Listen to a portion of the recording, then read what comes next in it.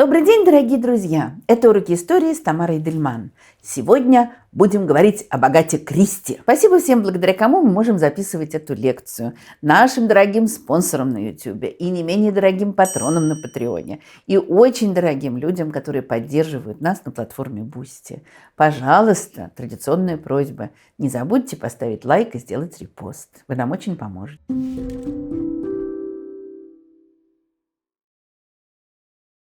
В 1926 году полковник Арчибальд Кристи понял, что он не хочет больше жить с надоевшей ему женой Агатой. Он любил другую женщину, Нэнси Нил, хотел быть с ней. Он потом говорил о том, что хочет быть счастливым. А с Агатой он несчастен. Надо сказать, что с Нэнси действительно позже они проживут очень долгую и, судя по всему, очень счастливую жизнь. Но это будет потом. Пока что ему надо было избавиться от жены. Ситуация знакомая по многим романам Агаты Кристи. Но Арчи не собирался действовать так, как будут впоследствии действовать разные мужья в романах его бывшей жены. Он приехал в дом, принадлежавший супругам, и сказал ей, что уходит. К этому делу уже шло, было ясно, что у них плохие отношения, можно было догадаться, что у него другая женщина.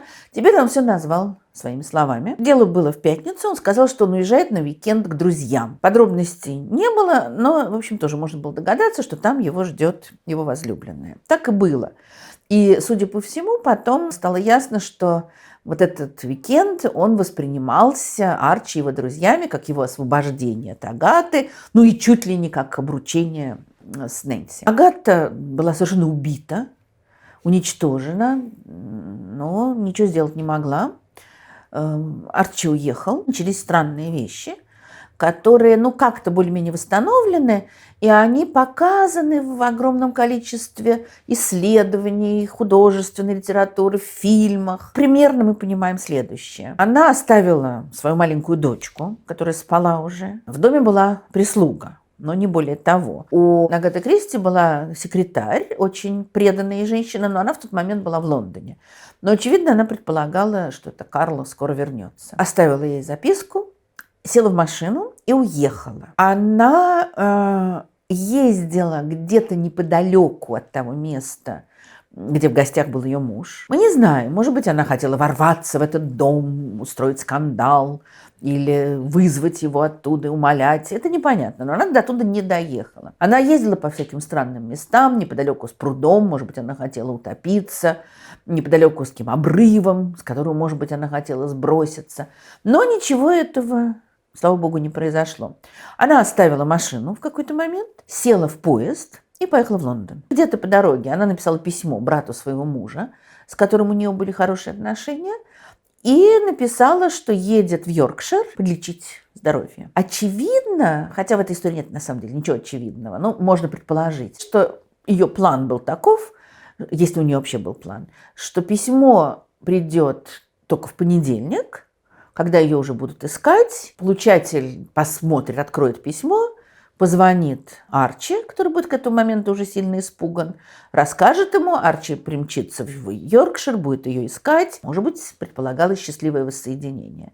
Впрочем, это только одна из многочисленных версий. Брат мужа получил письмо в субботу, когда еще никто ничего не знал об исчезновении Агаты Кристи. Соответственно, он прочел письмо, но ему невестка пишет, что едет в Йоркшир. Очень хорошо, он его выбросил. Или он потом говорил, что выбросил. Тут тоже все тайно покрытое мраком. А она в Лондоне пересела на другой поезд, уехала в Йоркшир, уехала в такой курортный городок, спа, поселилась в спа-отеле, записалась там под именем Терезы Нил, взяв фамилию своей соперницы. Кому-то там она говорила, что она приехала из Южной Африки. Она жила в этом отеле. Она гуляла по городу, она заходила в библиотеку, брала книги. Она с большим интересом читала газеты, которые, сначала ни о чем не сообщали, а затем началась настоящая истерия. Когда Карла, секретарь Агаты, приехала в их дом, увидела, что ее нет, прочитала записку, забила тревогу, Агату начали искать, нашли машину, сообщили мужу. Муж сначала вообще отказывался серьезно все воспринимать. Потом он приехал, его стали допрашивать.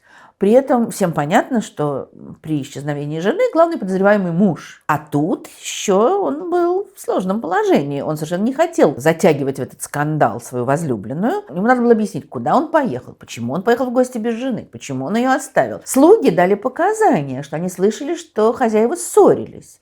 Арчи это опровергает, говорит, что он просто поехал к друзьям, что они совершенно нормально простились с ней, что она была в нормальном состоянии, только очень уставшая, потому что занималась своей новой книгой. Тут тоже есть разные совершенно версии. Есть версия, что вообще она хотела, чтобы его арестовали, обвинили в убийстве. Ну, хотя не совсем понятно, сколько она собиралась оставаться в бегах. Газеты пишут, потому что Агата Кристи, это еще не Агата Кристи сегодняшняя, но она уже известный достаточно писатель, и ей интересуются. В первые дни это совершенно не было главной сенсацией. Примерно вот в это же время умер Клод Моне. Газеты пишут в основном об этом на первой полосе. Но потом, по мере того, как ее нету, уже несколько дней, 5 дней, 6 дней, начинают писать все больше и больше. Журналисты раскапывают, что что-то там у них в семье было не в порядке, какие-то слухи о его романе. Начинают искать эту Нэнси, начинают искать ее родителей. Начинается скандал. При этом Кэмпбелл Кристи, брат Арчи, сообщил, конечно, когда все это началось, он сообщил брату, сообщил полиции, что он получил письмо. Но письмо было уже выброшено, показать его он не мог. Что касается записки, которую Агата оставила дома, то вроде бы как ее тоже уничтожили. И Арчи сказал полиции, что там не было ничего такого, что было бы связано с ее исчезновением. Казалось бы, надо было кинуться искать ее в Йоркшире, но начальник полиции в тех местах, где пропала Агата, считал, что где-то она здесь. Он был уверен вообще-то, что ее убил муж, и что где-то здесь надо найти ее тело. И ее ищут. Ее ищут полицейские. Приезжает огромное количество добровольцев, чтобы ее искать. Это все фотографируется. Об этом пишут газеты. А она под видом Терезы Нил сидит в отеле, читает с интересом эти газеты, никак не реагирует, слышит, как многие вокруг это обсуждают, тоже, конечно, никак не реагирует. Она танцует по вечерам, она гуляет. Ну, вот такая загадочная женщина. Довольно быстро многие в отеле заметили ее сходство с Агатой Кристи. Прислуга это быстро поняла, но им там менеджеры сказали, нечего, нам скандал не нужен, не надо никуда ходить. Потом, в конце концов, музыканты, которые играли в отеле, сообщили в полицию, что вот тут есть женщина, очень похожая на пропавшую писательницу. Муж приехал, а уже журналисты, конечно, помчались за ним, окружили отель. Муж приехал, понял, что это действительно она, поговорил с ней о чем-то. Они вышли, сели в поезд, всячески, естественно, стараясь избегать журналистов. Арчи сказал, что его жены амнезия, она ничего не помнит. Уехали к сестре Агаты, которая жила за городом. И дальше она довольно долго приходила в себя вот от этой своей амнезии загадочной у сестры. Ну и в конце концов, через несколько месяцев она дала согласие на развод, и они с мужем развелись. Вот такая очень странная история, которую все толкуют совершенно по-разному. Кто-то предполагал и предполагает до сих пор, что вообще все это она сделала для того, чтобы прорекламировать свою новую книгу. Кто-то предполагает, что она хотела погубить Арчи и его возлюбленную. Кто-то верит в то, что у нее действительно была амнезия. Врачи ее осматривали, там говорили разные вещи. Сегодня пытаются по описанию ее поведения понять, была ли она действительно больна. Это очень все странно, потому что она доехала сначала до Лондона, потом она доехала до этого городка, дожила в отеле. Она там была совершенно вменяема, танцевала, гуляла, то есть она не выглядела какой-то обезумевшей. С другой стороны, бывает и такое, что человек ничего не помнит, а ведет себя вроде бы как нормально, но только лишился прошлого. Все это очень странная история. Понятно, что после вот этих событий Агата никогда уже не стала прежней. Это не значит, что она всю жизнь тосковала. Хотя есть и такая версия. Сюжетная линия, когда муж хочет избавиться от жены, опостылевшей, чтобы жениться на молоденькой, и убивает тем или иным способом жену, повторяется у нее во множестве романов.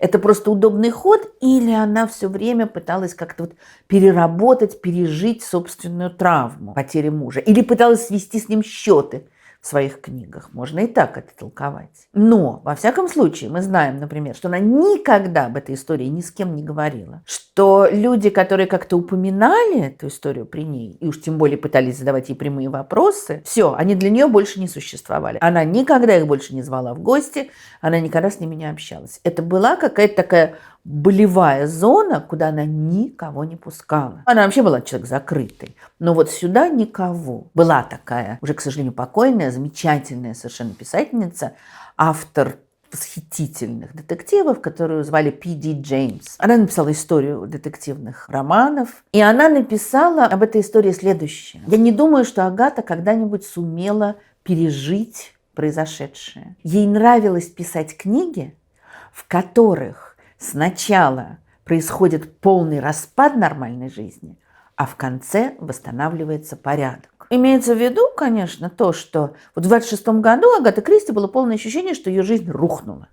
Все, она в руинах. Потом вроде бы как жизнь ее очень даже наладилась, но это была уже другая жизнь. И она была другой. Тиражи ее книг действительно выросли. Конечно же, вся эта история привлекла к ней внимание читателей.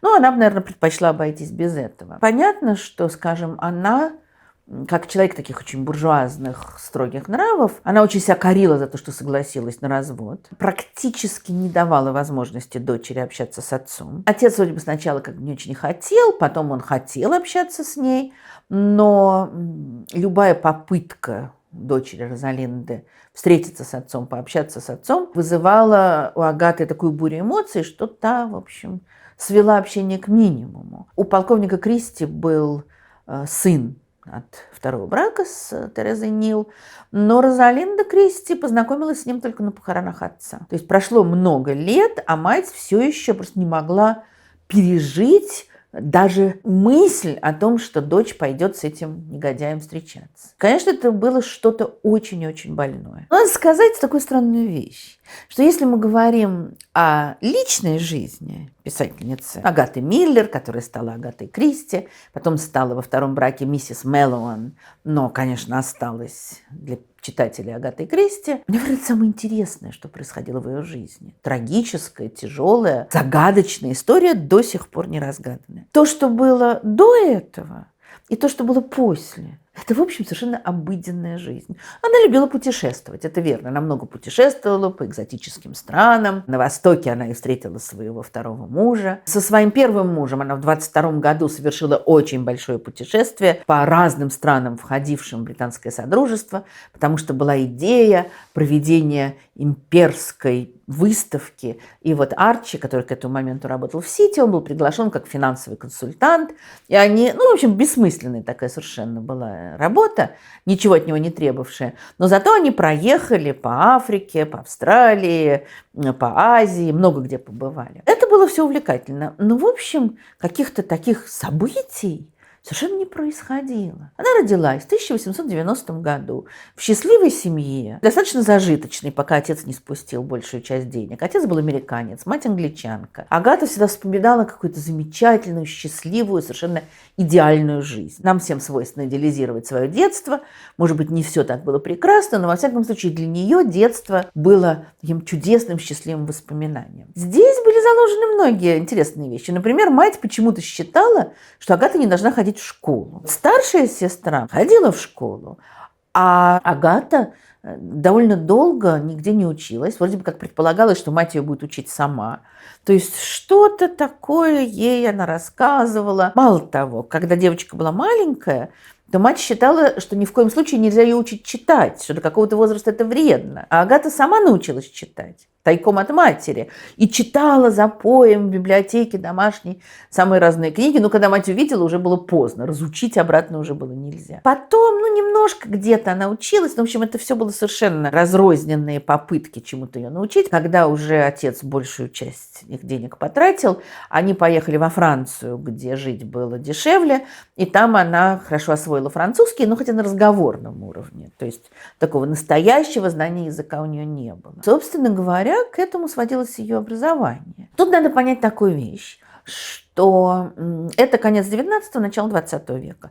Уже, естественно, есть движение за освобождение женщин. В Англии там суфражистки борются за избирательное право для женщин. Это, конечно, вообще проходит мимо Агаты Миллер и ее мамы. Это ее совершенно не интересует. И надо сказать, что большую часть жизни у Агаты Кристи будут очень традиционные взгляды на мораль, на поведение.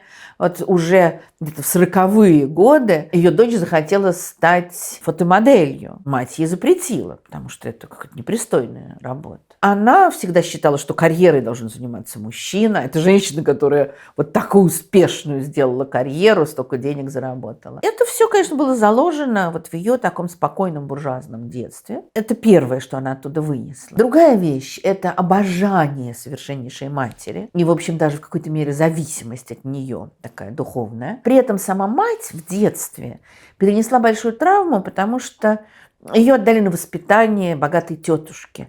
И у нее, очевидно, было вот это ощущение, что родители от нее отказались. Поэтому от своих дочек она не отступала ни на шаг. И в тот момент, когда умирает ее муж, старшая, ну, она уже взрослая, независимая, потом она выйдет замуж, будет, соответственно, жить в совершенно другом месте. А вот Клара Миллер, она осталась с Агатой. Во-первых, Агата стала таким вот центром семьи. Здесь больше не осталось мужчин.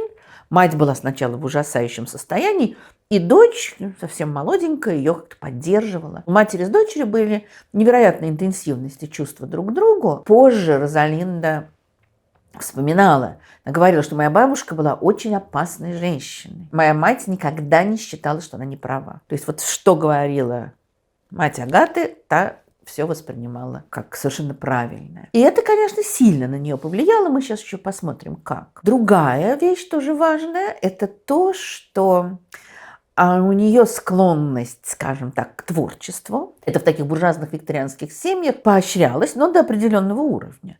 То есть девушка, которая хочет поступить в театр, это уже некоторый шок. Великие писательницы XIX века или совершенно закрывались от внешнего мира, или писали под мужскими псевдонимами, ну, потому что вообще это не очень прилично, печататься, гонорары получать. Муж должен содержать жену. Очень странно, что Агата Кристи совершенно разделяла это мнение. Но при этом ей очень нравилась музыка. Она очень хотела петь. И у нее даже была мечта стать оперной певицей. И она училась, пыталась брать уроки. Но, в общем, в какой-то момент стало ясно, что, во-первых, у нее слабый голос, и ничего не выйдет. Во-вторых, вот еще одна черта, пришедшая еще с детства, и которая будет влиять на очень многое в ее жизни. Она была страшно, невероятно застенчива. Старшая сестра любила быть в центре внимания и была в центре внимания. Очень долго казалось, что самая талантливая именно она. Она писала пьесы, которые ставили даже в театрах. Она была яркая, веселая. Агата была зажата. Она невероятно боялась общаться с людьми, и всю жизнь так будет. Вот это приводится как главный довод против версии о том, что она скрылась в 26 году, чтобы привлечь внимание прессы и прорекламировать свою книгу. Для нее внимание прессы – это был ужас просто. И в детстве было примерно так же, и в молодости, при том, что она была очень красива. Проблема в том, что, понятно, детских и юношеских фотографий осталось не так уж много, ну, просто потому что тогда фотографировали-то мало. А потом она ужасно растолстеет. Она была обжора и, прежде всего, сладкое любила. И она ела очень много, ни в чем себе не отказывала, и толстела. И стеснялась этого ужасно.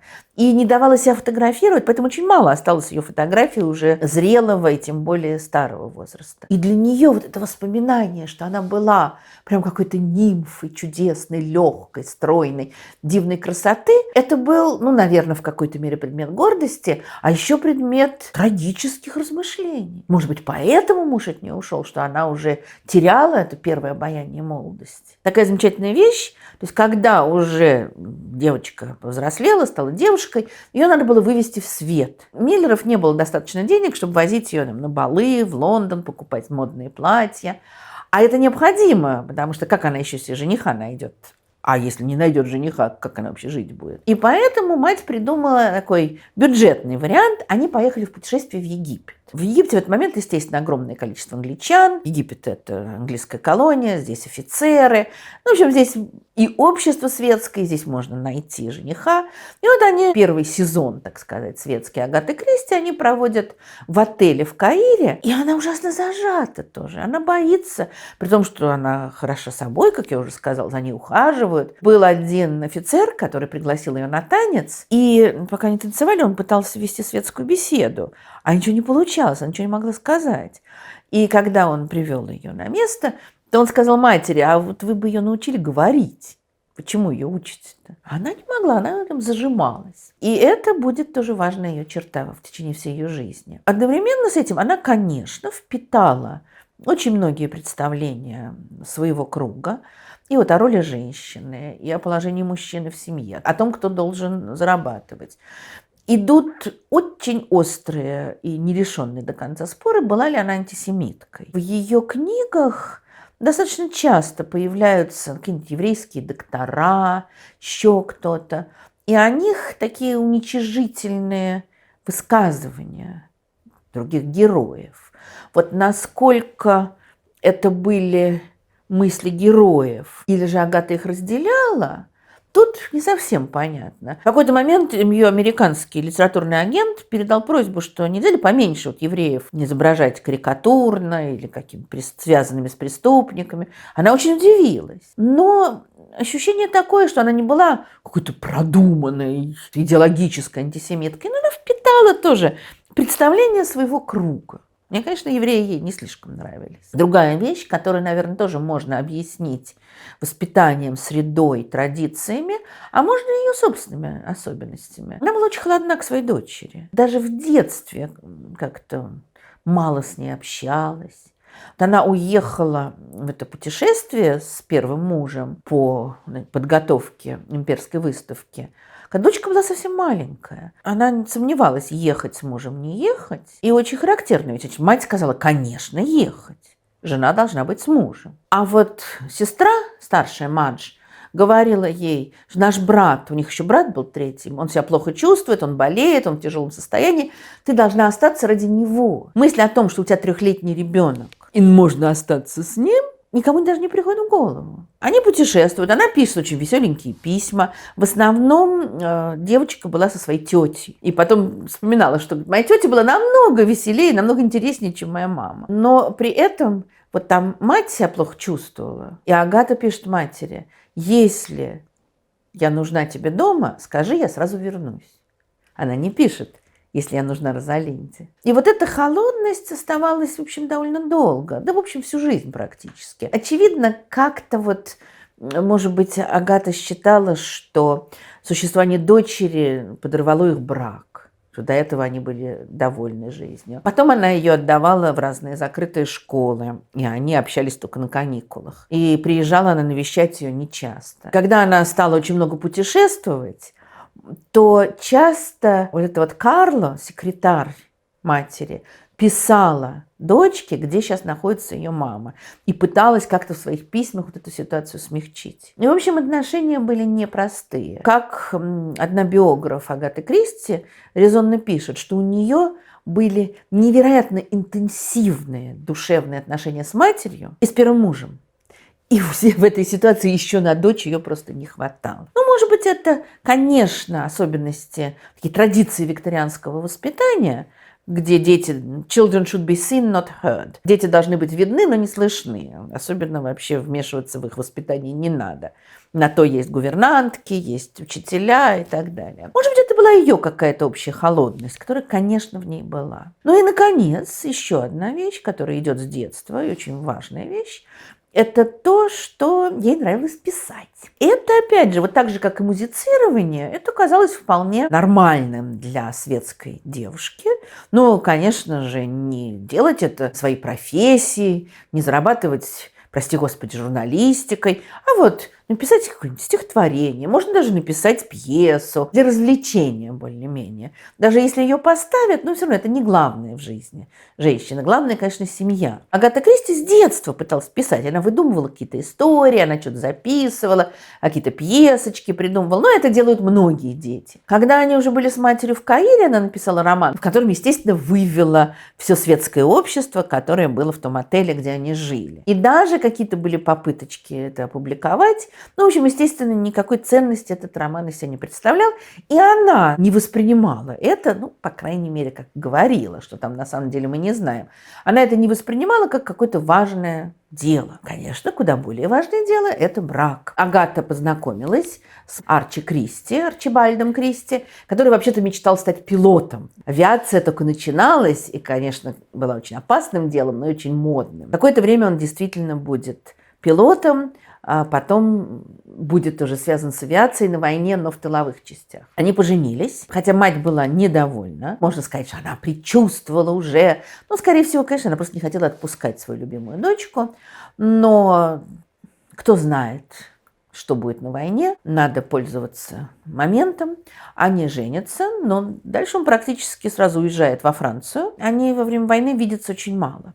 Что делает Агата? Война, конечно, произвела коренные изменения в жизни многих английских женщин, и не только английских. Во-первых, огромное количество женщин пошло работать, что было совершенно не принято до войны. Ну, то есть служанки, да, конечно, были. А вот образованная девушка ждет мужа, дальше она занимается хозяйством. Агата Кристи работала в больнице, она работала медсестрой, ну, как тоже многие это делали. Затем какое-то время она была фармацевтом, она закончила курсы, она была фармацевтом в аптеке. Здесь она приобрела замечательное знание ядов. Смерть от отравления – очень распространенный поворот сюжета в ее романах. Причем она ужасно гордилась тем, что когда вышел ее первый роман, то в одной из рецензий написали, что у мисс Кристи замечательное знание дела, как она в ядах разбирается. Вот это вот для нее было очень существенно. Заканчивается война, возвращается муж, у них наконец начинается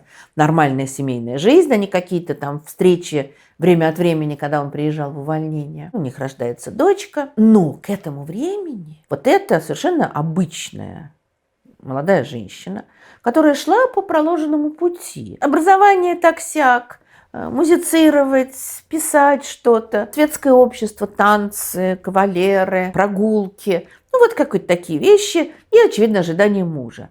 К этому моменту она уже начала писать всерьез. Ну, если не считать этих детских попыток, то первый свой роман, таинственное или иногда переводят загадочное происшествие в Стайлсе, она стала писать в 1916 году, еще во время войны. Почему она вдруг пишет роман?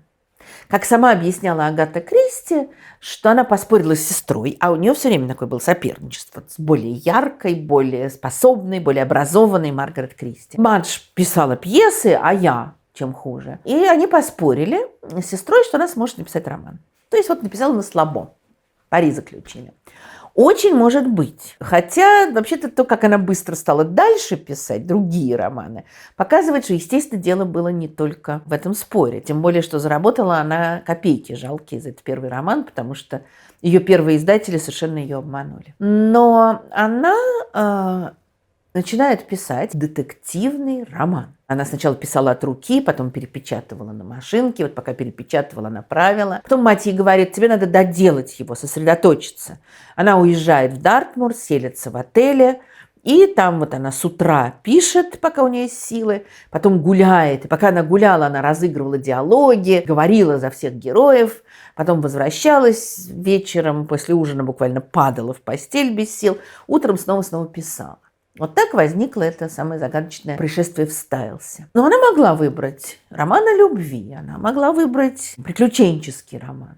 Она выбирает именно детектив. Почему? Если попросту, то потому что детективные романы были одним из самых популярных жанров, которые все читали. И она, конечно, читала. В 1971 году литературовед Колин Уотсон написал книгу о детективных романах в 20 веке, англоязычных. И у него там есть такое наблюдение. За последние 50 лет Отрасль британской промышленности, которая развивалась быстрее всего, было производство детективов. Вот здесь интересное слово «производство». Да, сейчас мы еще это вспомним. К 1971 году, когда он писал эту книгу, он насчитал в истории британского детективного жанра около 300 писателей, начиная с начала XX века.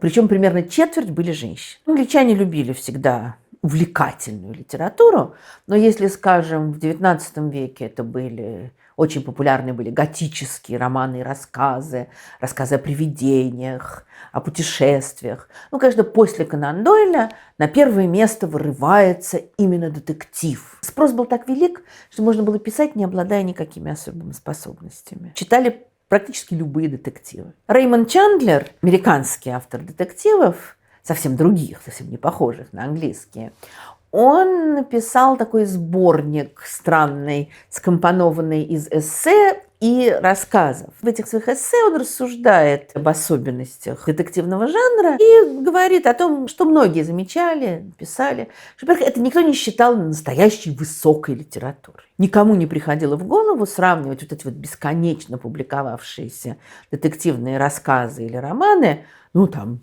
с Диккенсом. Хотя у Диккенса тоже есть зародыш детектива в сюжете часто. Но это все. Диккенс – это литература. А эти, ну, это так, развлечения. Чандлер ехидно пишет: детектив среднего качества, наверное, ничуть не хуже романа среднего качества. Но вы никогда не увидите роман среднего качества, потому что его никто не опубликует. Наверное, он преувеличивает, как мы понимаем, и среднего, и слабого качества романы публикуются. Но все-таки вот там, где речь идет о, так сказать, настоящей литературе, там более жесткий отбор. В тот момент, когда Агата решает написать свой первый детектив, отбора, ну, почти нет. Пишут женщины, мужчины, молодые, пожилые, средних лет. Есть люди, которые делают это своей главной работой. Но это если у тебя хорошо идет. Есть те, для кого это такая подработочка небольшая, пополнение к бюджету. Есть и для кого это интеллектуальное развлечение. Потому что очень быстро выяснилось, что детективные романы любят все. Любят низы социальные, те, кто с трудом обучены грамоте, и любят высоколобые интеллектуалы, которые сами и читают, как мы знаем, в огромных количествах. Множество суперутонченных британских интеллектуалов признавались своей любви к детективам, рассуждали о детективах, а многие из них и писали детективы, хотя для них это тоже не было главным занятием. Все напрягались как могли, чтобы придумать как можно более удивительный сюжет. Совершенно речь не шла о том, чтобы раскрывать психологию персонажа. Вот этого в помине не было. Дороти Сейерс, еще одна знаменитая автор многих детективов, возмущалась теми писателями, которые в детективном романе заставляют своего сыщика влюбляться в кого-то. Он не должен отвлекаться на это. Он должен только искать убийцу. Ну, как в нормальной жизни. Детектив тоже человек, он тоже может влюбиться, может жениться. Но это в нормальной жизни. А тут это все такие функции. Они действуют просто как части головоломки, которую надо разгадывать. Чем причудливее ты сделаешь головоломку, тем лучше. Один историк детективного жанра очень смешно так и иронически пишет: жизни в детективных романах буквально висели на волоске. Например, в одном романе все зависело от определения, какому виду кроликов принадлежит найденный волосок. Это была та порода, которую разводят в той части Дорсета, которую незадолго до убийства посетил убийца. И вот отсюда все вытекает. Очень часто разрешение загадки могло зависеть от таких тонкостей, как, например, дата построения Бруклинского моста или размер ячеек в сетке, закрывающей лицо пчеловода. Огромное количество людей пишет романы. Романы хорошо продаются. Они издаются в мягких обложках, раскрашенных такими кричащими яркими красками. Знакомая ситуация. На обложке, конечно, изображен труп, чтобы всем было понятно, что речь идет об убийстве. Вот это тоже интересная вещь, потому что детективные истории, которые писались, скажем, в викторианскую эпоху, в основном это были истории о каком-то мошенничестве. Это видно даже у Шерлока Холмса. Там, конечно, есть убийства, которые он расследует, но очень много или еще попыток убийства, или какая-то подделка документов, человек, который выдает себя за другого, украденные деньги и так далее. А вот уже в послевоенное время, после Первой мировой войны, рассказы резко уступают место романам. Мы сейчас поговорим, почему. Один из авторов сказал, что не может быть роман не об убийстве.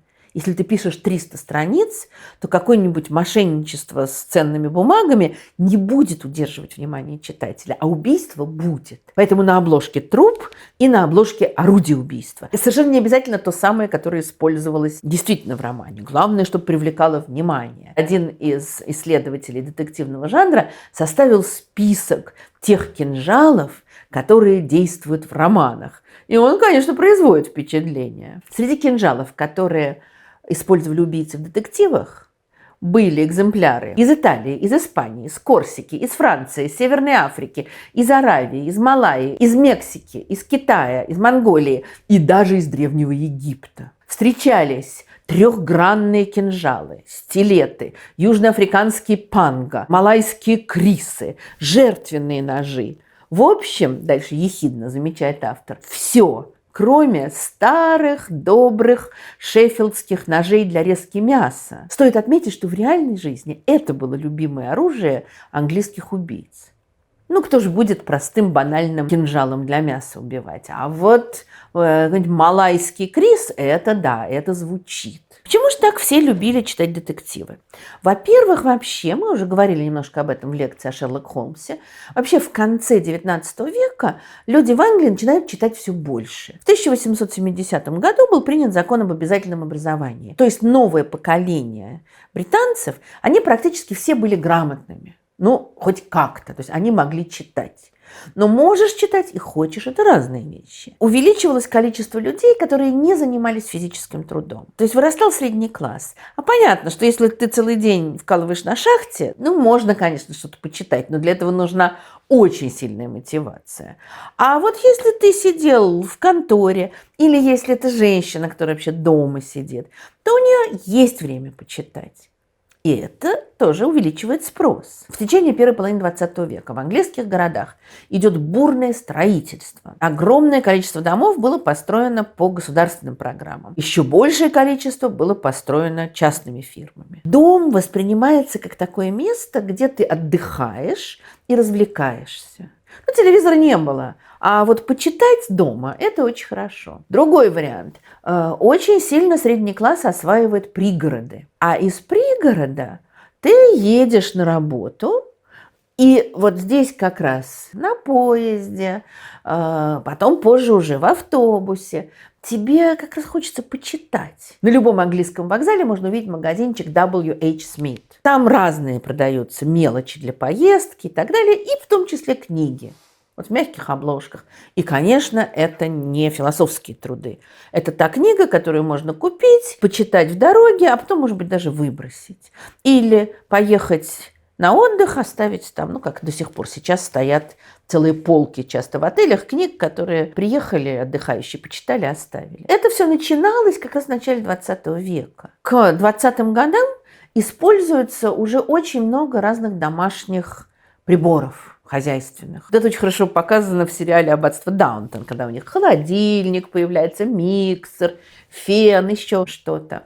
И таким образом домашний труд становится легче, становится проще, больше времени свободного. Как его занять? Опять же, можно читать. Читают очень много газет, очень много журналов, очень много книг. Рынок на это реагирует. Вот в 20-е, 30-е годы каждую неделю выходило около 200 новинок. Причем это были в основном такие, то, что называется для легкого чтения книги. Мало того, рынок стал распространяться не только на средний класс, но и на тех, например, кто не мог себе позволить все время тратить деньги на покупку книг. Поэтому еще с конца XIX века появляется огромное количество библиотек.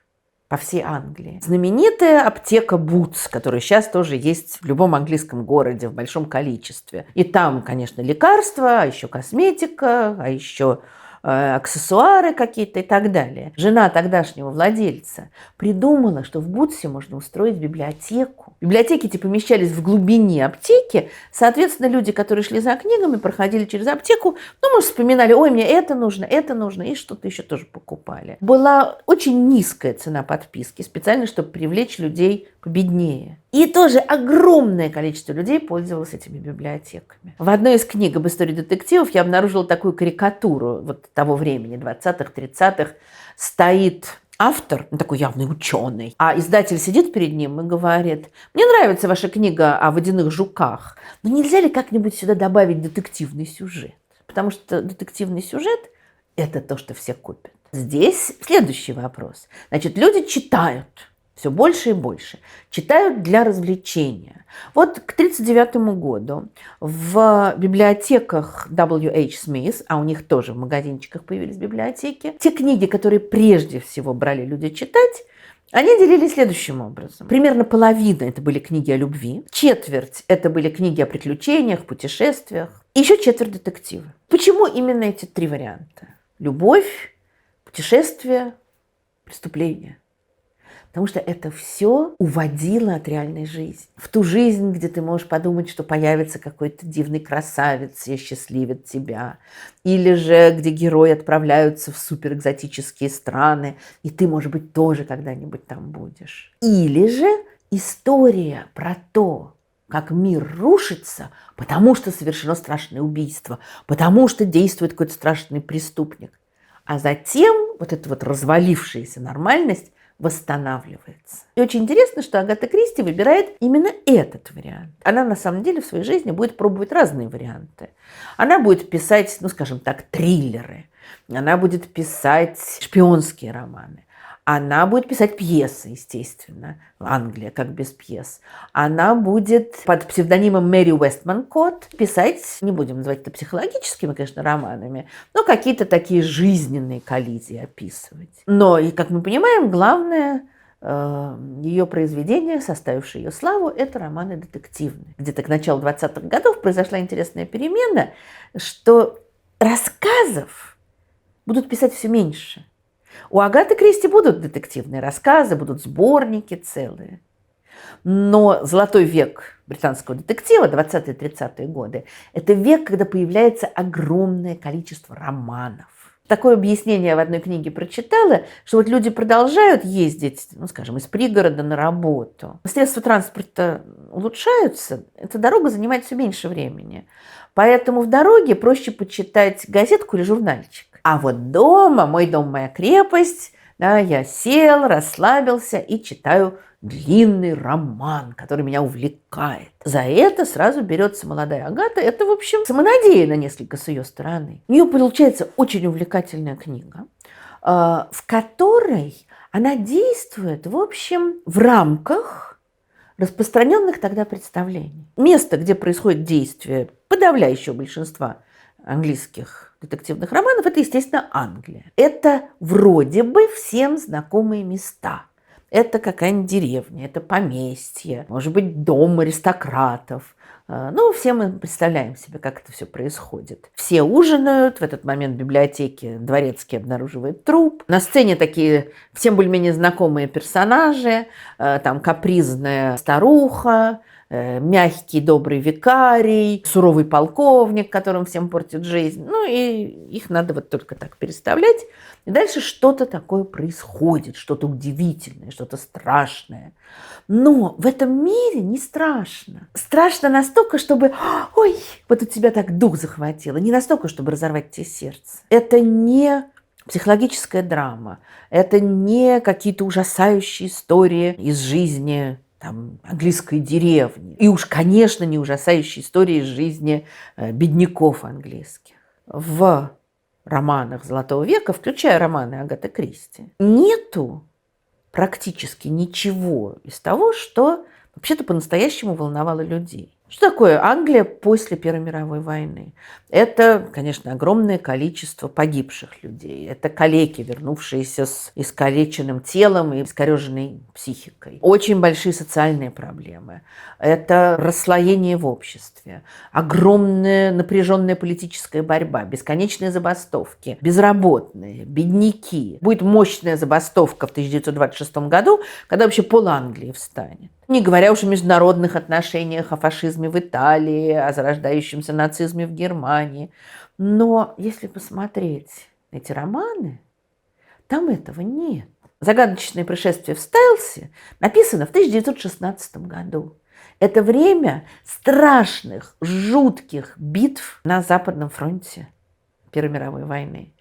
Целое поколение англичан было выбито в битве на Сомме. То есть это ужас и кошмар. А этого нет. Вернее, скажем так, какие-то детали реальности существуют. Почему капитан Гастингс оказывается вообще в загородном доме у своего друга? Потому что он был ранен, он на лечении находится, вот ему надо поправить нервы, он встречает своего старого приятеля, и тут его приглашает домой к своей матери. И он едет радостно. Почему Пуаро, бельгиец, оказывается вдруг тоже в английской глубинке? А потому что он вместе с другими бельгийскими беженцами покинул свою страну, захваченную немцами, и уехал от войны в Англию. Об этом там говорится, это там упоминается. Пуаро говорит, что он испытывает огромное уважение к хозяйке дома, потому что она предоставила ему, его соотечественникам, убежище, возможность отдохнуть душой и телом. Но это все слова. У капитана Гастингса нет там, травмы, посттравматического стресса. Ну да, упоминается его ранение, но ничего страшного не произошло. Пуаро бежал из своей страны, очевидно, лишившись всей своей жизни прежней. Он уже не молодой человек, он уже в отставке, он когда-то служил в полиции, потом вышел в отставку, но, очевидно, у него был дом, у него, ну, мы не знаем про его семью, но у него были какие-то друзья, у него был какой-то круг общения. Ничего. Вот они появляются как из ничего и начинают решать загадку. Загадка эта, конечно, связана с убийством. Но это убийство, оно не страшное. Как один из историков детективного жанра написал, нам показывают одни и те же квартиры, находящиеся на полумесяце. Это вот такая полукруглая улица в центре города. Одни и те же особняки в тюдоровском стиле, которые находятся в получасе езды на Бентли от города. Одни и те же библиотеки и кабинеты, одни и те же балконы, которые открываются на одни и те же газоны. Нет никаких отступлений от привычного поведения. Все герои регулярно ходят в церковь, даже если это им нужно для того, чтобы подкрепить свое алиби. Обед подается всегда в одно и то же время, даже если хозяин лежит пронзенный ножом или задушенный. Убийство никогда не происходит в столовой. Это очень тонко замечать, действительно. Или в библиотеке, или в кабинете. Ну, в столовой все должны собраться. Темнота выделяется только для сна или для совершения преступления, но никогда для секса. Даже убийство, то, ради чего пишется книга, выглядит конформистским, ограниченным, нереальным. Дырка от пули всегда описывается как чистая, как удар, который посылает мяч во время гольфа в лунку. И практически любой нож аккуратно оказывается вонзен между лопатками. Кровь обычно описывается как распространяющееся пятно или как лужа. И то очень мягкие выражения, которые совершенно не передают ту ужасную грязь, которая остается после настоящего убийства. Хочу, чтобы меня поняли правильно. Я очень люблю романы Агаты Кристи. Но мне понятно, что она действовала тоже вот в этих предлагаемых обстоятельствах. И, в общем-то, у нее происходит примерно то же самое. Гастингс приезжает в Стайлс, где там сложные отношения между жителями этого дома. И они оказываются как будто в таком изолированном театральном пространстве, где что-то происходит. Потом в это пространство приводится Пуаро, который, естественно, все сможет расшифровать. Вот слово «расшифровать» употреблено не случайно, потому что все вот эти убийства жуткие, страшные, все эти смерти богатых дядюшек или наследников потенциальных, или кого-то, кто знает что-то о хозяине дома, или шантажистов, эти смерти не кажутся страшными. Как тоже замечательно заметил один из историков, смерть этих людей не страшна, потому что они никогда не жили. Они такие образы, типажи. Их задача – быть частями головоломки. Вот эти головоломки она создавала блистательно, куда лучше большинства других писателей того времени. Хотя были некоторые отличия, о которых мы сейчас поговорим. Наверное, надо понять такую вещь, что головоломка – это вообще игра. Что такое головоломка? Да? Кубик Рубика, там, скажем, или еще что-то. Это то, чем человек занимает себя. И вот он испытывает свою наблюдательность, свои интеллектуальные способности, свою ловкость, там, чтобы что-то там распутать, повернуть и так далее и тому подобное. Это игра. После Первой мировой войны иногда говорят о лихорадке игры, которая охватила Великобританию. Бридж, маджонг, разгадывание кроссвордов, квесты. Это было невероятно модно. Беспрерывно люди этим занимались. Очевидно, это была попытка каким-то образом снять стресс, уйти от тяжелой реальности, уйти от страшных воспоминаний о войне. Играли. Спорт, естественно, самые разные виды спорта. И вот детективные романы начинают воспринимать как тоже своеобразную игру. Англичане любят честную игру, да, fair play. Вот это вот игра между автором и читателем. Автор запутывает читателя, читатель пытается распутать эту головоломку. Конечно, если головоломка слишком легкая, и читатель на второй странице понимает, кто убийца, то и игры никакой нет. Он должен держаться в напряжении до последней минуты.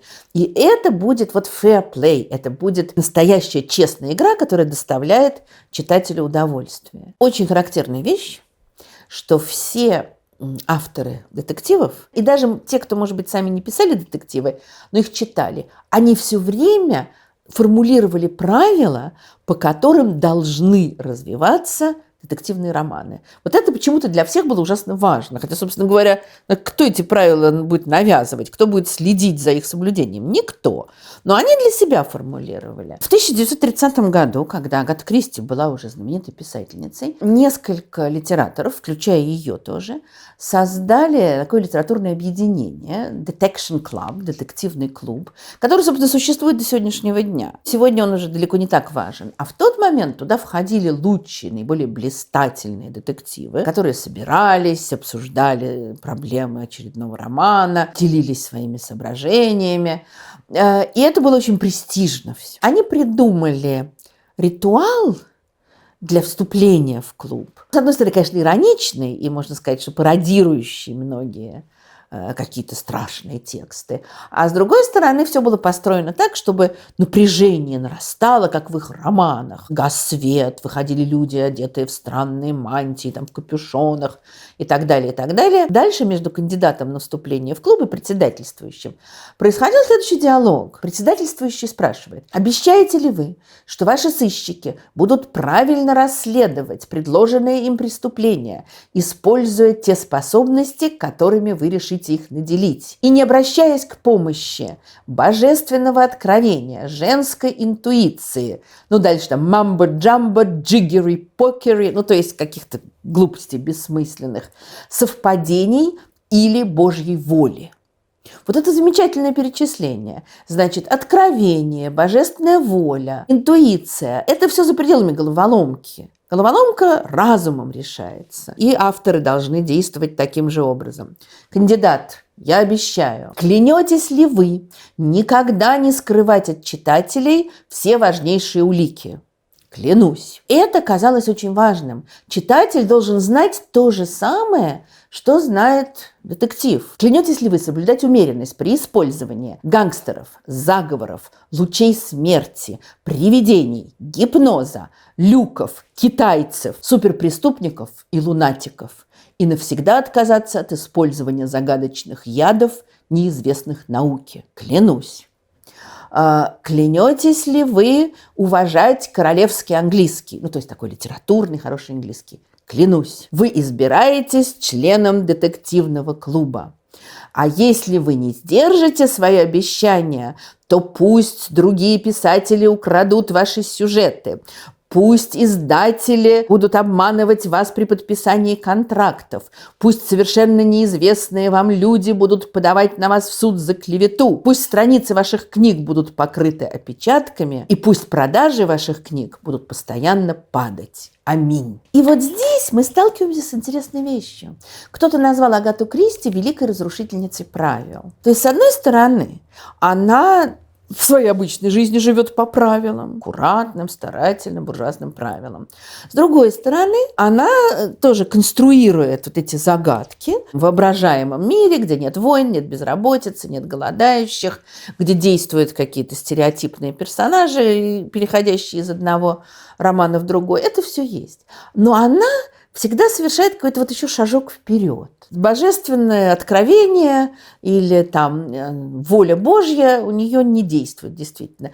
Женская интуиция. Это очень интересно, когда она придумает мисс Марпл, та будет все время как будто бы действовать по интуиции. Ой, ну я вот так подумала, а я вспомнила одного человека из нашей деревни, с которым похожие вещи происходили. Но вообще-то там все рационально. Так что с этим правилом у нее все в порядке. Но если мы пойдем дальше, клянетесь не прятать от читателей важнейшие улики. Регулярно Пуаро что-то знает, Гастингс пытается у него узнать.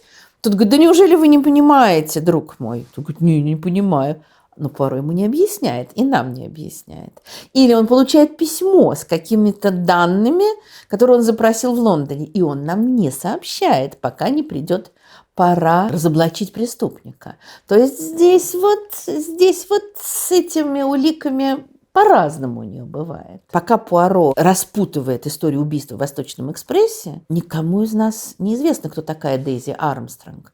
Это убитая девочка, за которую они мстят.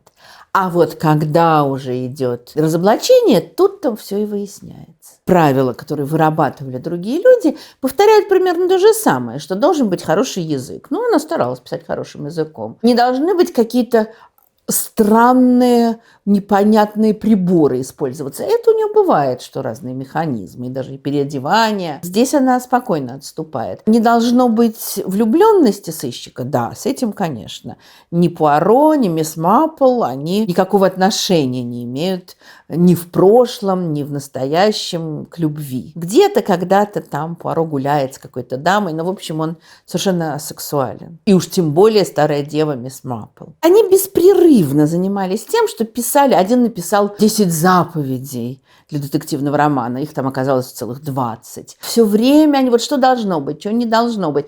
И они вот это вот примерно повторяют, что читатель должен все знать. Детектив должен быть любителем. Не может быть там сумасшедшего, который убивает. То есть иначе тогда нечего разгадывать, тогда нет головоломки. Или замечательно у одного было: китаец не может быть преступником, потому что, литература-то была довольно сильно шовинистическая, английская, и восточных людей очень часто изображали такими злодеями. Это уже настолько стереотипно, что этого не должно быть. И много-много другое. Ну и в частности, одно из правил – это то, что детектив не может быть убийцей. Тот, кто расследует.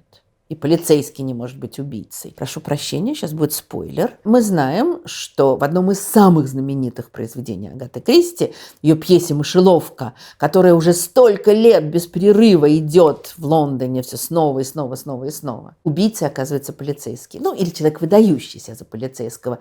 Но в течение долгого времени, пока разворачивается сюжет, мы считаем его полицейским. И это вот только один из многочисленных примеров того, как она отступает от общепринятых правил. В «Загадочном происшествии в Стайлсе» впервые появляется Пуаро. С одной стороны, он вроде бы соответствует этим всем правилам. Он очень умен. Он все время говорит про эти свои серые клеточки, которые он пускает в ход. Не Супермен, но он именно с помощью рассуждений все решает. Но с другой стороны, во-первых, он иностранец. Он, конечно, не китаец, но он иностранец, что для англичан вообще-то подозрительное дело. Это, кстати, обыгрывается во множестве романов, где как только люди слышат акцент Пуаро, то тут же начинают к нему относиться с каким-то таким подозрением. И очень странно делать главным персонажем вот этим восстановителем справедливости, восстановителем порядка в мире, делать иностранца, который явно как-то так сомнения вызывает. Тут, конечно, важная деталь. Он сделан бельгийцем. Она пишет первый роман, где он появляется во время войны, когда Бельгия вызывала огромную симпатию. Бельгия была захвачена немцами. При этом Англия, собственно говоря, вступила в Первую мировую войну из-за Бельгии. Англия была одним из гарантов нейтралитета Бельгии. Когда Германия вторглась, то англичане тоже вступили в войну, чтобы ее защищать. То есть бельгиец симпатичен, это не француз, к которому совсем по-другому относится. Но все равно он иностранец. Плюс к этому она его делает каким-то очень странным. Он маленького роста, а это в стране, где ценится спорт, где ценятся физические достижения, охота. Он маленький, у него голова как яйцо, у него эти дурацкие усы, которыми он так сильно занимается.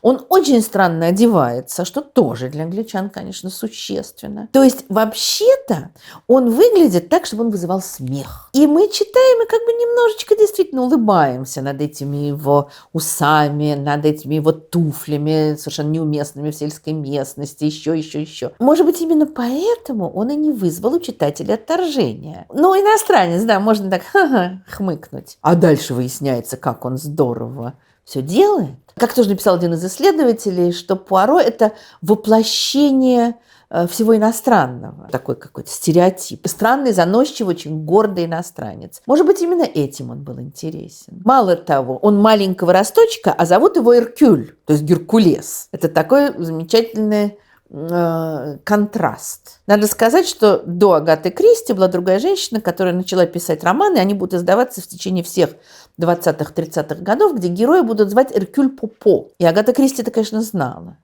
Но ей, очевидно, понравилась, во-первых, идея вот этого малыша Геркулеса. Непонятно, откуда взялась фамилия Пуаро, она говорила, что она не помнит, но вообще-то в ней заложено слово «пуар» – груша французская. Может быть, у него он как-то похож на грушу. Во всяком случае, еще, понимаете, вот грушевидный Геркулес – это совсем как-то смешно. Но на этом контрасте она работает. Она по правилам вполне дает ему своего Ватсона, капитана Гастингса, но который уж такой глупый, вообще Ватсону и не снилось. Но надо, конечно, чтобы вот этот вот странный персонаж, выламывающийся из правил, чтобы он все-таки по правилам делился со своим другом своими наблюдениями, ну и практически еще больше нас запутывал. Долго пытались понять, не было ли какого-то прототипа у Пуаро, но сама Агата Кристи писала, что люди часто думают, что обязательно за литературным персонажем стоит реальный человек.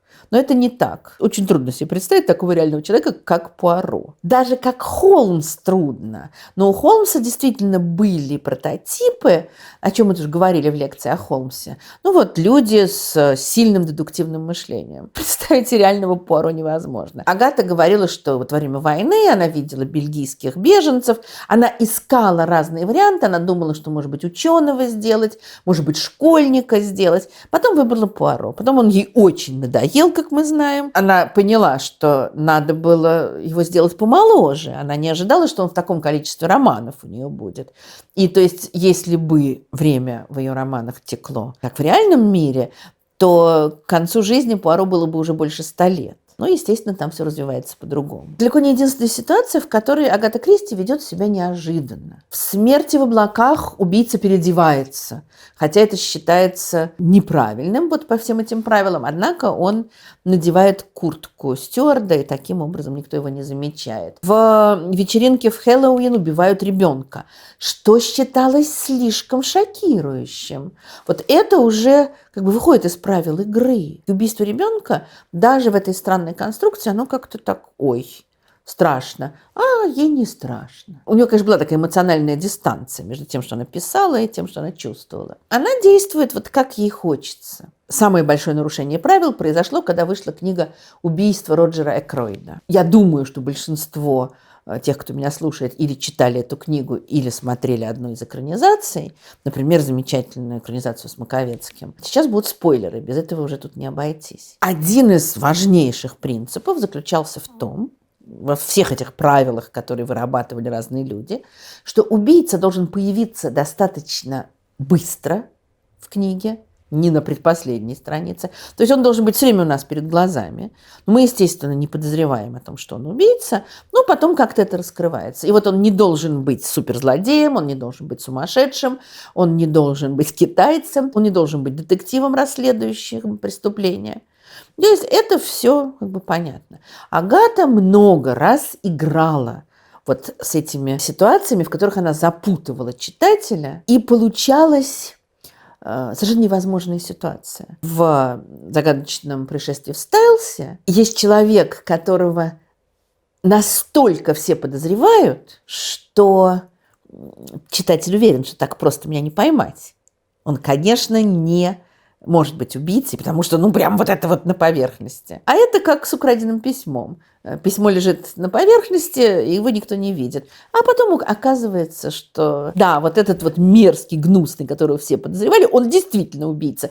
Но это оказывается после многочисленных сложных поворотов сюжета. В убийстве Роджера Экройда она совершила вообще невероятную вещь, сделав убийцей рассказчика, который рассказывает о том, что происходило, но при этом, естественно, не обвиняет себя. Разные там люди претендовали на то, что они подали эту идею. Лорд Маунтбеттен вроде бы переписывался с Агатой Кристи и сказал, а почему бы вам не сделать Ватсона убийцей? Так и получается что-то в этом роде. То есть доктор Шепард подробно описывает то, что происходит, при этом он никогда не врет. Он описывает все, что было. Очень интересная книга французского филолога Пьера Бояра «Кто убил Роджера Экройда». Он там объясняет, что мы не обязаны верить финалу книги, что, может быть, все и не так. Но дело даже не в этом, а в том, он очень изысканно там анализирует те приемы, которыми Агата Кристи скрывает от нас истину. Во-первых, там разные способы сделать так, чтобы мы не поняли, собственно, кто убийца. Мы можем не знать о нем каких-то важнейших вещей, что, скажем, он родственник убитого, и поэтому ему нужно было с ним расправиться. Или же мы считаем, что он находился в совершенно другом месте, у него было алиби, потом оказывается, что это не так. Или же, как в нескольких романах у Агаты Кристи, убийца выдает себя за жертву, то есть кого-то уже убивают, а он говорит, что он считает, что он будет следующим. На самом деле это он всех убивает. Или же он помогает следствию. Или же он обладает такой уважаемой профессией, как врач, судья, полицейский. Невозможно этого себе представить. Однако у Агаты Кристи в «Мышеловке» это будет полицейский, пусть даже фальшивый. В «10 негритятах», как бы эта книга потом ни называлась, будет судья. А доктор Шепард, он доктор. То есть вот такие персонажи, которые должны вообще-то способствовать установлению порядка, а они оказываются разрушителями. Это тоже очень неожиданно у нее. Но самое неожиданное, что делает Агата Кристи в Роджере Экройде, вот эти все уловки, они были у других, но она просто пошла дальше, она нарушила много конвенций. Самое неожиданное – это то, что истина скрывается от нас в тексте, который вообще-то доктор Шепард по требованию Пуаро пишет для того, чтобы рассказать правду. Или дописывает. До этого он писал вроде бы как непонятно для самого себя. Как Пьер Бояр точно заметил, что обычно детектив читают один раз. Мы уже знаем, кто убийца, и все. Роджер Экройд задуман так, чтобы его читать несколько раз. Потому что, когда читатель дочитывает и понимает, как его обманули, то хочется вернуться обратно и посмотреть, а где же я пропустил вот эти намеки? Потому что они разбросаны по тексту повсюду. Потому что практически он описывает процесс убийства. Он выпускает кусочек, когда он непосредственно убил Роджера Экройда, и пишет, через 10 минут, когда я сделал все, что было нужно, я вышел из кабинета. Потом в конце он перечитывает этот свой дневник и говорит, а вот если бы я здесь поставил 3 звездочки после первой фразы, то все бы изменилось. Но он не поставил. То есть он нам вообще-то рассказал о том, что он убил. Но рассказал так, что мы не поняли. И это, конечно, очень высокое мастерство. Когда вышла эта книга, то Агату обвиняли в том, что она вот как раз нарушила правила. А нарушение правил – это не спортивно. Там вот среди этих авторов детективов были большие поклонники крикета, игры, в которой очень много сложных правил, которые обязательно надо соблюдать. Как один из них, когда хотел осудить что-то, говорил, это не как в крикете. То есть в крикете все должно быть четко по правилам. А она сыграла нечестную игру.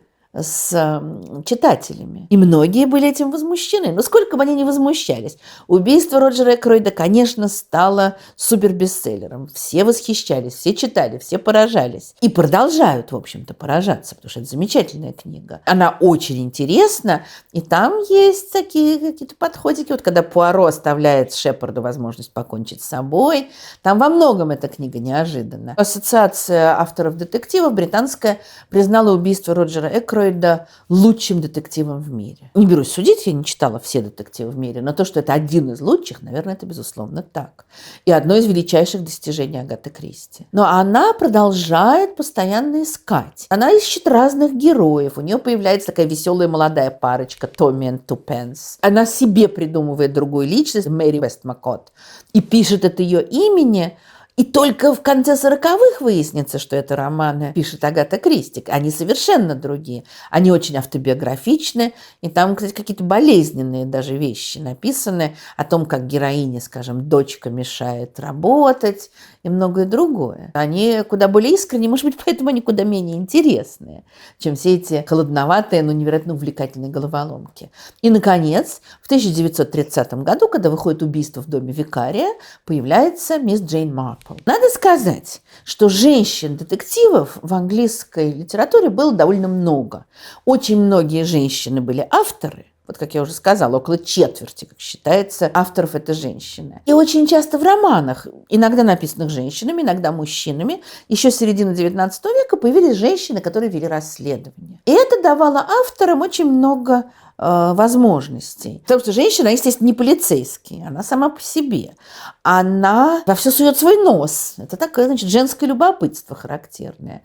Она вот эту вот любознательность, любопытство частного сыщика доводит до предела, потому что ей ясно, что она не зарабатывает этим. Это не Холмс. В большинстве случаев в ранних этих детективах, там, конца XIX века, женщина обычно начинает что-то расследовать, чтобы защитить честь мужа или брата, или освободить мужа из тюрьмы. Вот, в общем, по каким-то семейным соображениям. Они обычно элегантны, хороши собой. У них очень сильные душевные качества. Например, был распространенный тоже сюжет, что это молодая вдова, которая на грани бедности, вот она ради этого начинает уже даже служить детективом. Совершенно нереальная ситуация. Или же, если это молодая девушка, которая, предположим, вот брата своего оправдывает или отца каким-то образом, то, скорее всего, все закончится, ну, если автор не хочет писать серию, то все закончится браком. Мужчина-детектив практически никогда не влюбляется.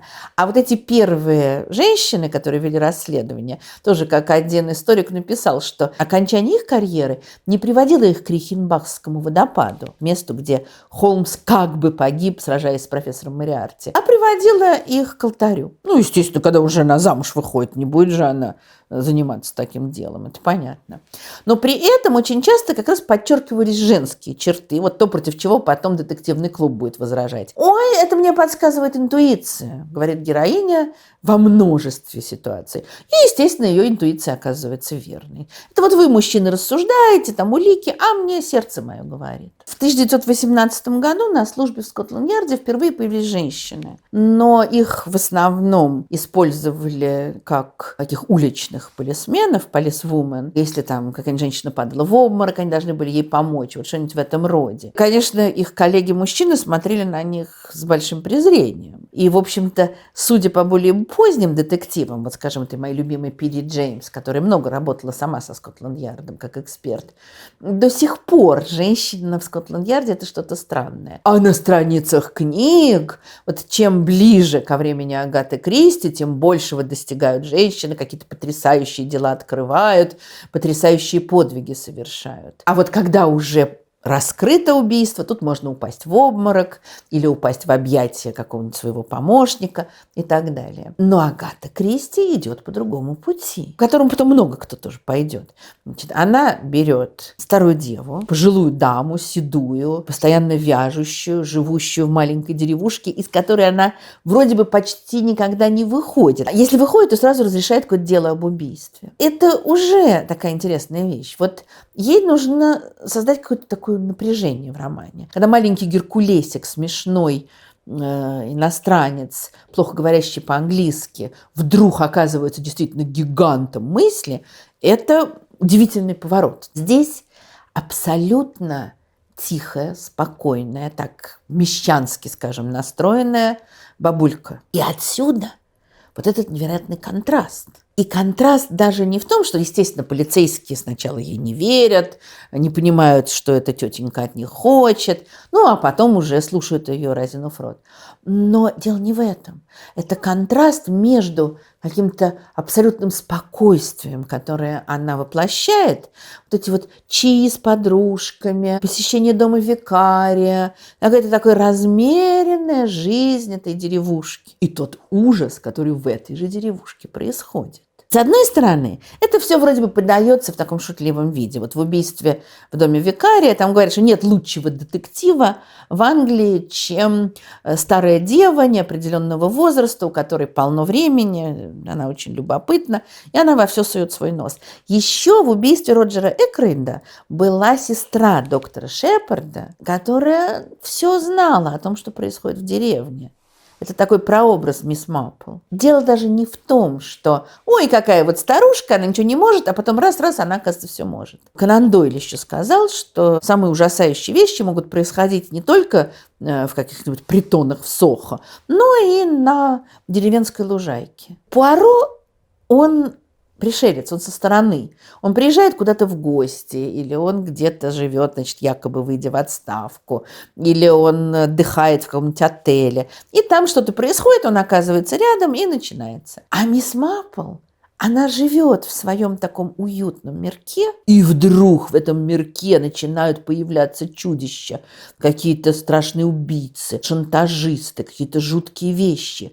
И это столкновение, конечно, Агате Кристи очень нравится. Когда первые, скажем, десяток книг выходят, вот в 20-е годы, Агата Кристи уже очень знаменита. Параллельно с этим она как-то начинает снова налаживать свою жизнь. Она долго страдала после развода, затем она решила отправиться в путешествие. В общем, более-менее случайно выбирает Багдад. Она попадает в Месопотамию на раскопки Леонардо Вулли, знаменитого археолога, и его очень странной жены Кэтрин. На следующий год она приезжает снова, и там встречает помощника Леонардо Вулли, который в предыдущий сезон отсутствовал, Макса Мэллоуана, который потом станет очень хорошим ученым, во многом благодаря деньгам Кристи, которые она давала на его исследования. Он намного младше ее, но он показывает ей окрестности, рассказывает о древностях, у них такие возникают дружеские чувства.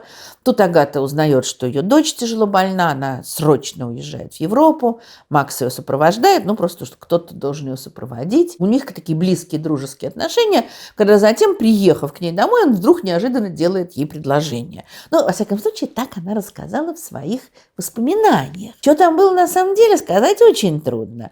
Так же, как они когда женились, то он себе прибавил несколько лет, она убавила, чтобы не было этой разницы огромной. Может быть, там и тоже все было не так уж неожиданно. Но, во всяком случае, Агате хотелось показать это таким образом.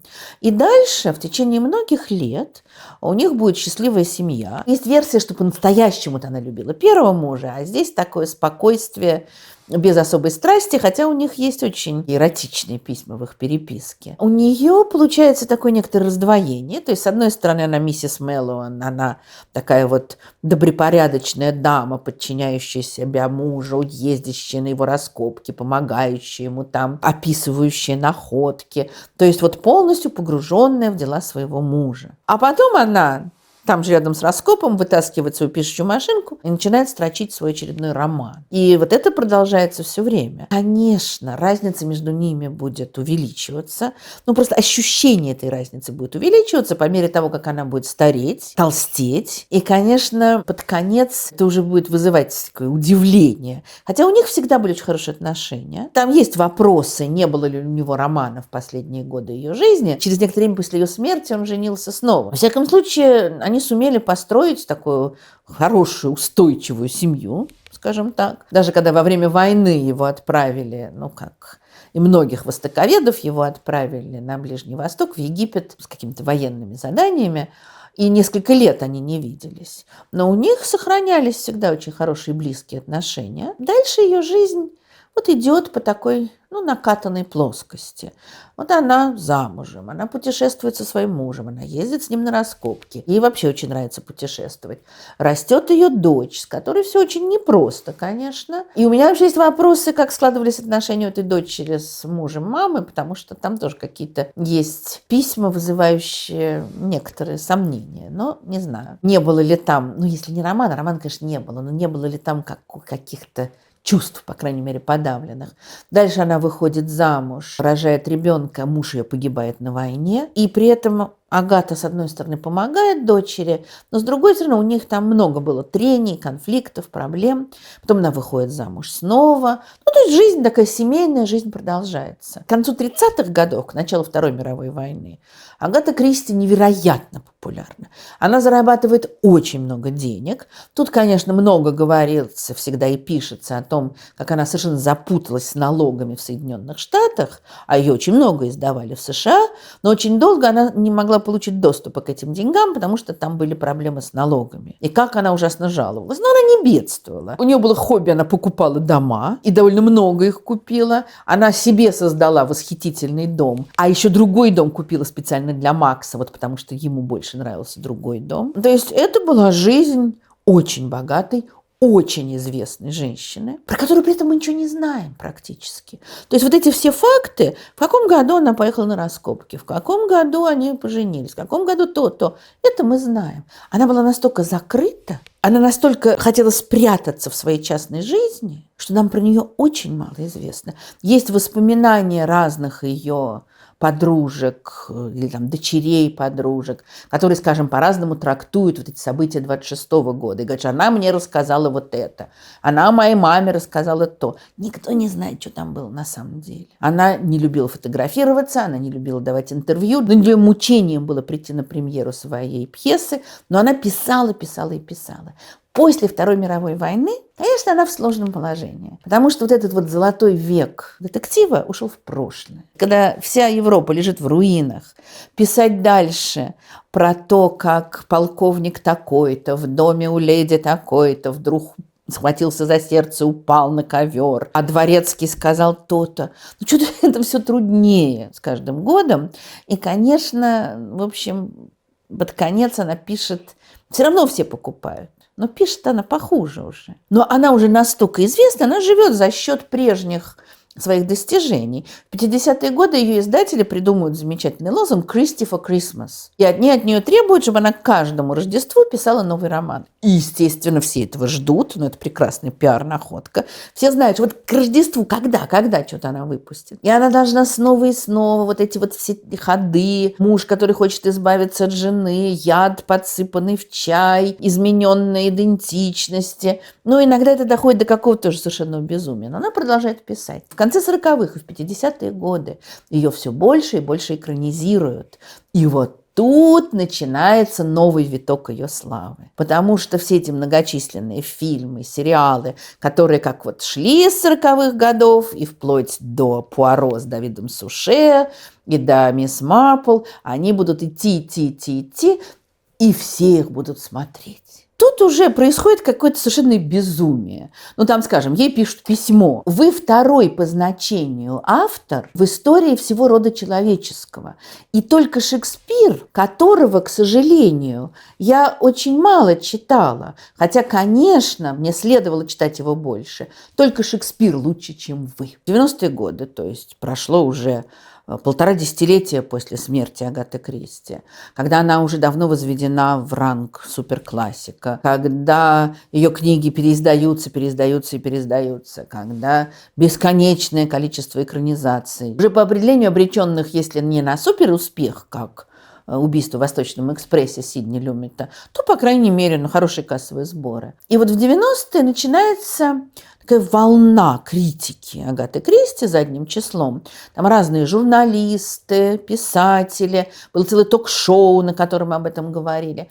И они обвиняют ее, в общем, в том, что ни у кого не вызвало сомнений. Они говорят о том, что у нее картонные персонажи, что они переходят из одного романов другой, что это абсолютно выдуманный мир. Там нет никаких страстей, что они эмоционально пусты, что когда говорится, что они кого-то любят, ненавидят, там, боятся, это все слова, а ничего этого не показано. Одна журналистка сказала, что резонно совершенно, что для меня убийство связано с болью, со страданием, с мучениями, а у нее это игра.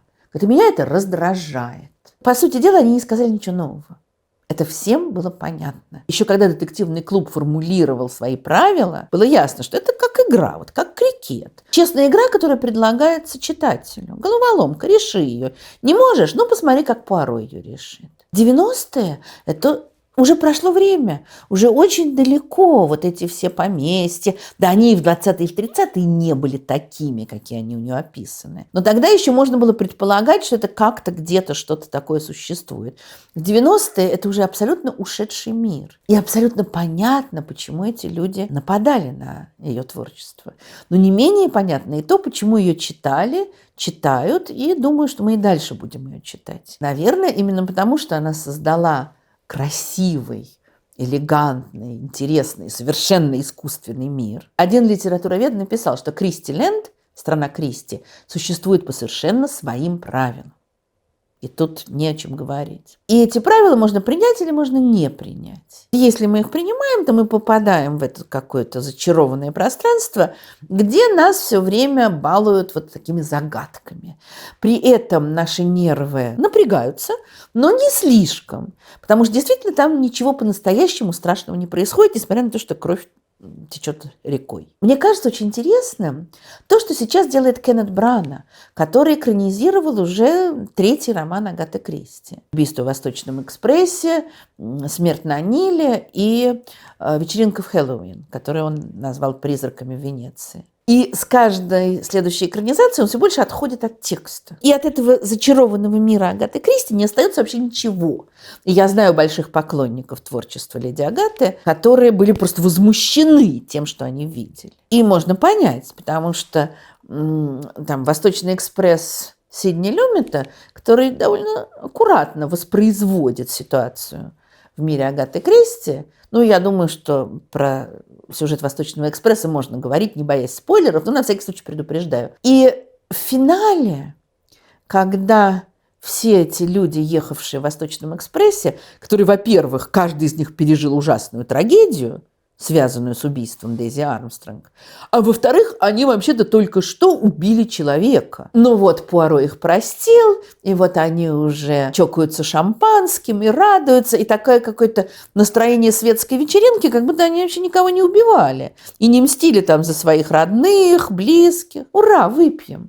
Все в порядке. Брана уже не может так снимать. И у него Пуаро ведет себя совершенно по-другому. И, кстати, очень характерно, что у него Пуаро не маленький человечек, а такой вот очень сильный, витальный персонаж, абсолютно другой. А уж «Призраки Венеции» – это, конечно, совсем удивительно. Он начал с того, что историю, которая происходит в маленьком английском городке, перенес в Венецию. И сразу создал такой мистический фон в каком-то странном разваливающемся палаццо, где якобы есть привидения. Ничего этого нет в романе Агаты Кристи. Зато он привнес туда сюжеты из разных других романов, все это так перемешал, перепутал, сделал абсолютно модернистский фильм, где вот эта вот Риадна Оливер, писательница, появляющаяся в разных произведениях Агаты Кристи, ну и как бы ее альтер-эго, конечно. А тут прямо вот видно, что это Агата Кристи, которая говорит Пуаро, что она слышать больше его имя не может. Ну, так же, как Агате он надоел. Здесь какая-то идет игра такая постмодернистская с образами Агаты Кристи, но главное, что он пытается сделать, как мне кажется, он как раз выводит эти сюжеты из этого зачарованного мира, где нет ничего страшного, что страшнее всего просто не разгадать загадку, а пытается наполнить их реальной трагедией, реальной кровью, реальными переживаниями. Поэтому там герои вспоминают, что они видели в фашистских лагерях и что они пережили в войну. То есть какие-то вещи, которые вот для героев романов проходили, ну так, между делом. Мне было интересно смотреть фильмы Кеннета Брана.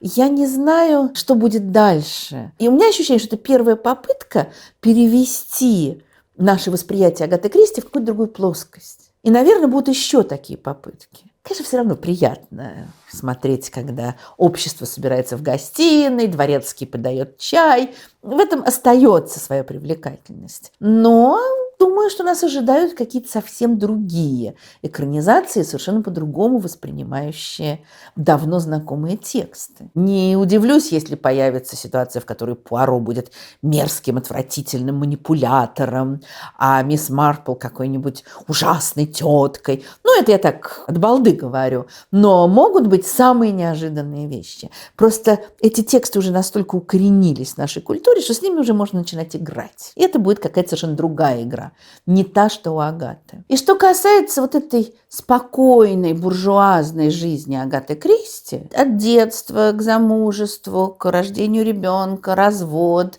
второе замужество, слава, работа, старость, угасание, смерть. И, собственно говоря, никаких особых событий там не происходит. Но Агата Кристи однажды сказала, что она виновна, она, а не ее персонажи, в таких преступлениях, в которых ее никто не подозревает и которые никогда не были раскрыты. Может быть, она тоже в очередной раз с нами играла. А может быть, мы еще узнаем про нее когда-нибудь что-то совершенно неожиданное. Будем ждать. Спасибо всем, благодаря кому была записана эта лекция. Нашим спонсорам на YouTube, нашим патронам на Патреоне, тем, кто нас поддерживает на платформе Boosty. Благодаря вам мы не уподобляемся героям Агаты Кристи и никого не режем, не травим, не бросаем под поезд ради получения выгоды, а можем честно работать. Но если вы захотите еще нас поддержать, то вы можете поставить лайк или сделать репост, и это будет очень и очень хорошо. Ну, конечно, интересно узнать, что вы думаете об Агате Кристи. Какой у вас самый любимый роман? Какая самая любимая экранизация? Жду ваших комментариев. Счастливо!